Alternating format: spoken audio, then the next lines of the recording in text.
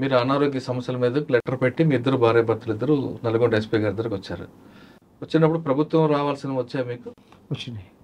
Okay, వచ్చినాయి. కొంత late అయినా కూడా వచ్చినాయి. వచ్చారు.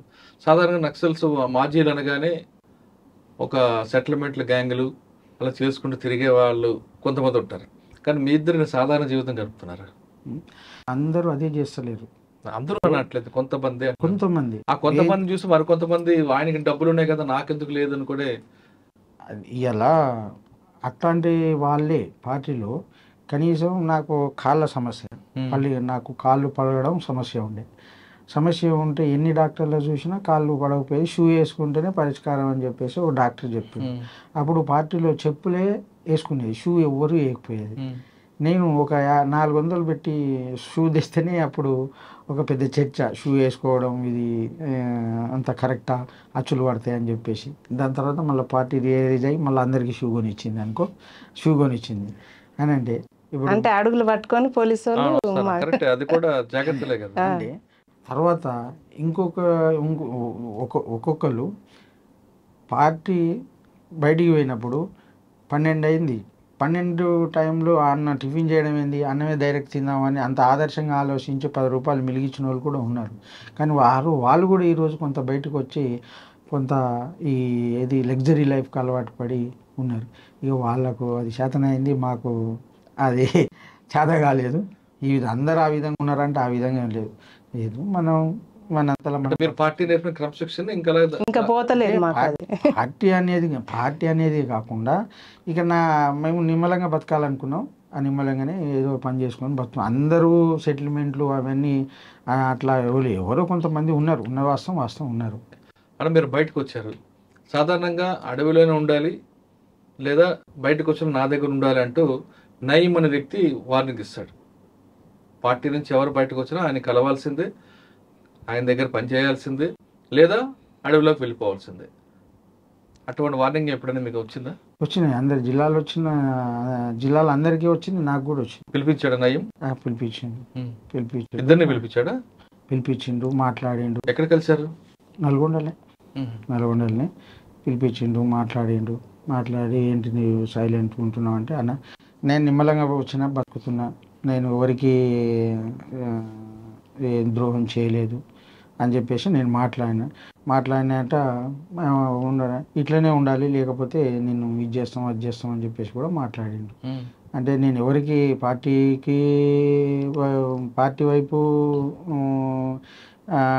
పోలే, నేను ఎవరికి నా అంతలా అప్పటికి మాకు పార్టీ లేదు ఆడ మా ఏరియాలో. ఇక అందరినీ అందరినీ కలిసి బెదిరించిన, మమ్మల్ని కూడా బెదిరించిండు, చేసిండు, అన్నీ అయిపోయింది. నీకక్క ఏమన్నాడు? ఇంకా అదే విషయం ఇద్దరికి అట్లనే చెప్పిండు. మీరు వస్తే మరి ఇక్కడ వస్తే మంచిగా బతకొచ్చు, మనం మా తోటి తిరుగు మంచిగా ఉంటుందిరా. మా ఆడపిల్లలు గౌరవించడంలో మనిషే కానీ ఇంకా ఆయనకు వచ్చిన దానికి ఇక మనం ఆయనకు ఎవడ ఎదురు చెప్పలేరు. మీరేమన్నారు? రానున్నారా? ఇంకా ఇద్దరిది అదే అన్న. ఇప్పుడు అట్లా ఏం ఉండదు, మేము ఊర్లోనే బతామన్నా, మాకు ఇంత భూమి ఉంది, ఇంకా అదే చేసుకుని మేము బతామన్నాం, మేము ఎక్కడ పోము, ఎక్కడ చేయము అంటే ఏమన్నాడు ఆయన? అంటే మరి మీరు ఇటనే కొంచెం ఇంకా వార్నింగ్ ఇచ్చిండు. ఇంత సైలెంట్గా ఉంటున్నారు అంటే మీది ఏదో ఉందా అని అన్నాడు. అంటే ఏది లేదన్న, అప్పటి వరకు పాప పుట్టింది, పాప పుట్టినాక ఇంకేముంటది అన్న. అంటే ఏమన్నా చూసాడు? పాపని చూసిండు, నమ్మిండు, పాప పుట్టిందన్న, మా అంతలో మేము బతుకుతాం అని. అంటే ఆయన బెదిరిస్తే మరి పోలీసులు చెప్పొచ్చు కదా మీరు?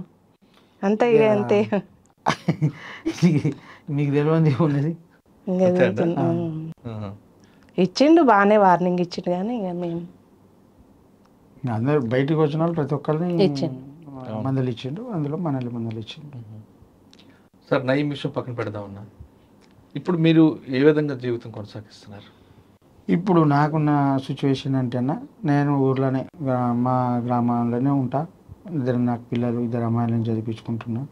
తర్వాత నేను సెటిల్మెంట్ చేసి సంపాదించింది లేదు, లేకుంటే నేను పార్టీ నుంచి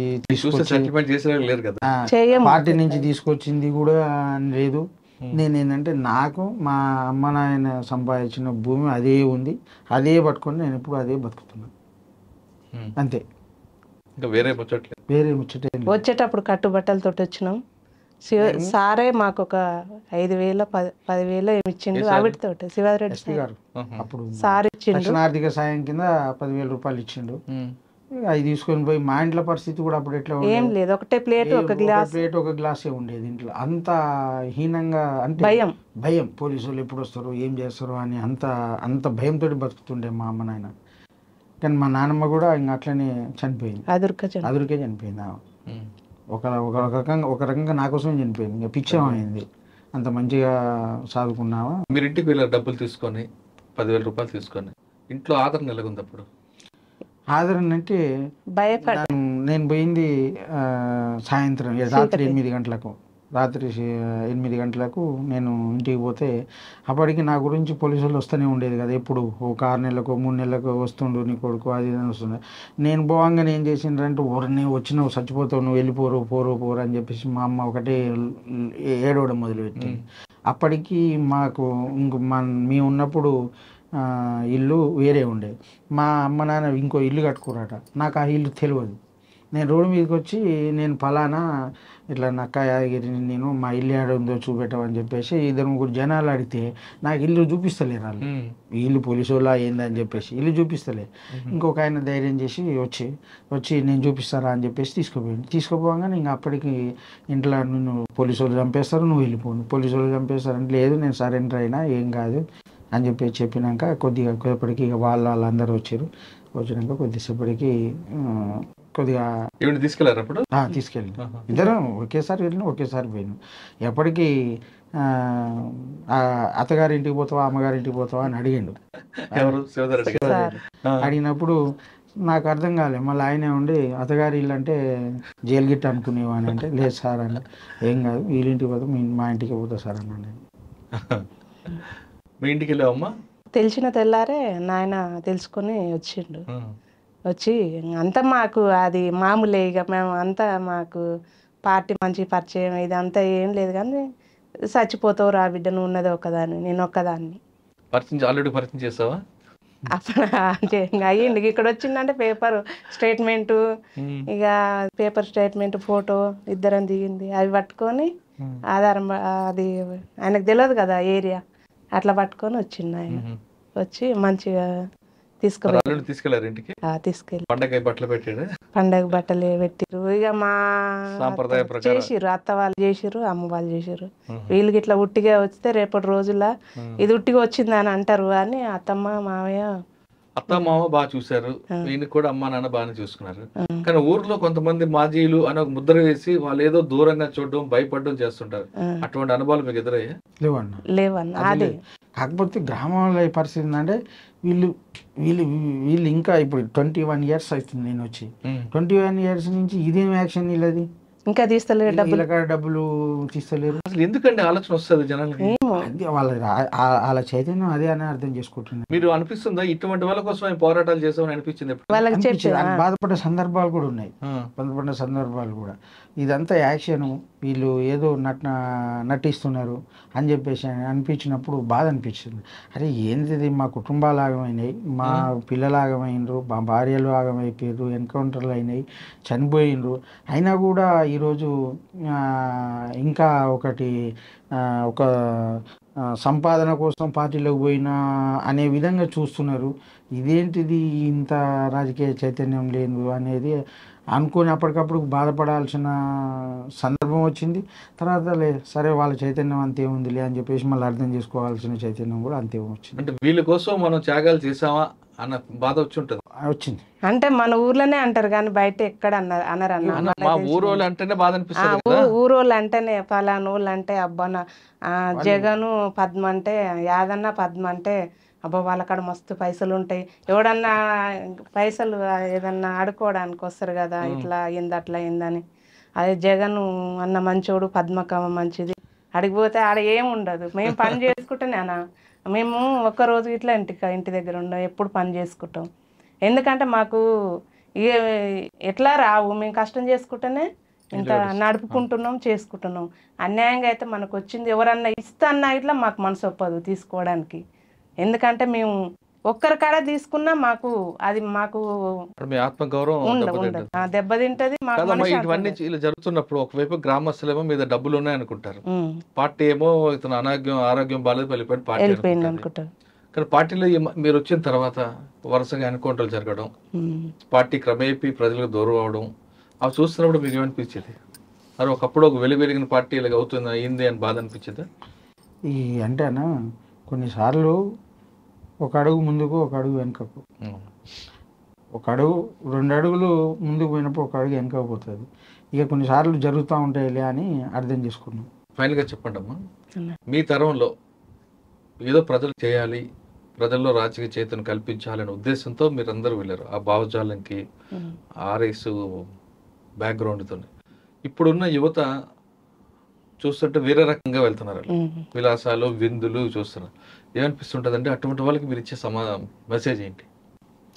అంటే అంటే ఇప్పుడు ఉన్న యువత ఏంటంటే ఇప్పుడు వాళ్ళ మీద ఈ ఈ సంస్కృతి, ఈ మీడియా ప్రభావం కానీ, తర్వాత ఇప్పుడున్న ఎవ్వరు కూడా ఎటుపోతుంది సమాజం ఆలోచించే పరిస్థితులు లేరు. తర్వాత ఇక గ్రామాలల్లో కూడా ఈ ఉదయం లేస్తే వాళ్ళు తాగడం తినడం ఇలాంటివి ఉన్నాయి. కానీ ఇంకా వాళ్ళు సరే వాళ్ళు సమాజానికి సేవ చేయకపోయినా వాళ్ళిల్లు వాళ్ళు బాగా చేసుకున్నా సరిపోతుంది. కానీ అది కూడా లేదు ఇప్పుడున్న యువత. వాళ్ళ పిల్లలు అరే మనం ఈ విధంగా బతకాలి, మనం కష్టం చేసుకోవాలి, లేకుంటే మన పిల్లల్ని ఒక స్థాయిలో చదివించుకో, వాళ్ళిల్లు వాళ్ళు సరిదిద్దుకున్నా కూడా సమాజం దాని అంతటా అదే బాగుపడదు. అది కూడా లేదు యువత. కాబట్టి ఏంటంటే మన ఇల్లు మనం సర్దిద్దుకొని మనం ఉన్నతంగా బతకాలని ఆలోచన చేసినప్పుడు బాగుంటుంది. ఆ విధంగా ఆలోచించాలని చెప్పేసి మేము చెప్పండి. ఇంకా అదే ఇప్పుడు అట్లా పిల్లలు అనేది చాలా ఆగమవుతారు. వాళ్ళకి ఏంటంటే ఏ చెప్పిన ఈ సెల్లుల ద్వారా నువ్వు ఎంత చెప్పు వాళ్ళకి ఏం అర్థం కాదు. ఇప్పుడు మనం ఇట్లా చెప్పినాం అనుకో, ఏం పెద్ద చెప్పు వచ్చింది వాళ్ళకి తెలియదు. సెల్లులు ఎంతసేపు ఉన్నా సెల్లులో చూడడం, అది చూడడం, ఇది చూడడం. ఇంకా మనం ఎంత చెప్పినా వాళ్ళు తల్లిదండ్రులకే వింటలేరు. ఇట్లా మనం ఇట్లా కాదు నాన్న ఇట్లా అని చెప్పినా ఇట్లా వాళ్ళు వినిపించుకున్నాం. వాళ్ళు చెప్పినా వినరు. ఇప్పుడు మనం అంత చేసి వచ్చినాక ఇట్లా వాళ్ళు ఇప్పటికిట్లా కొంతమంది అర్థం చేసుకుంటలేరు.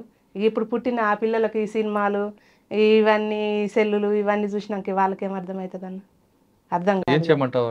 ఏం చేసినా ఇక వదిలేసిన అంటే మన సాధ్యమైనంత మన దగ్గర ఉన్న పిల్లలకైతే మేము చాలా వరకు చెప్తాం, అట్లా కాదు నాన్న ఇట్లా మన ఆయన బాధపడతారు, చేసేదంతా మీకోసమే కదా, మంచిగా ఉండాలన్నా మంచిగా చదువుకోవాలి.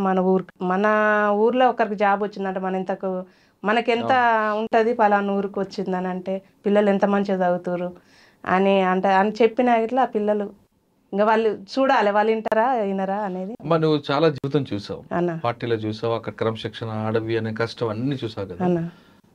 ఇంకా నువ్వు చూసిన కష్టం ముందు ఇప్పుడు ఆడవాళ్ళు పడుతున్న కష్టం చాలా చిన్నది. కానీ చిన్న చిన్న విషయాలకి ఆత్మహత్యలు చేసుకున్న ఆడవాళ్ళకి నువ్వు ఇచ్చే సమాచారం ఏంట?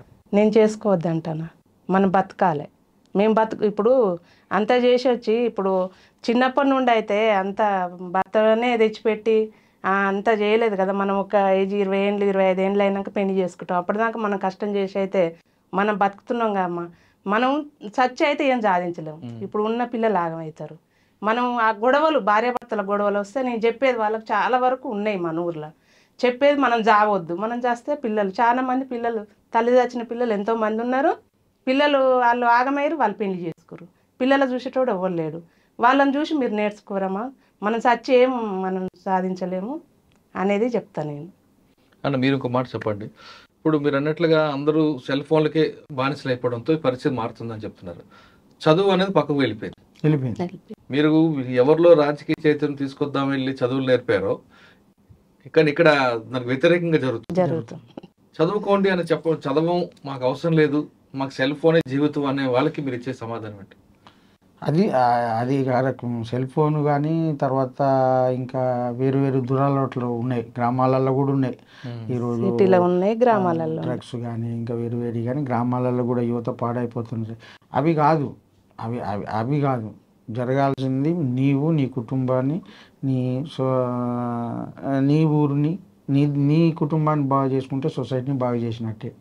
ఒక నీ పిల్లల్ని ఒక వృద్ధిలోకి తీసుకొస్తే సొసైటీ కూడా వృద్ధిలోకి తీసుకొచ్చినట్టే అని నేను అంటున్నాను.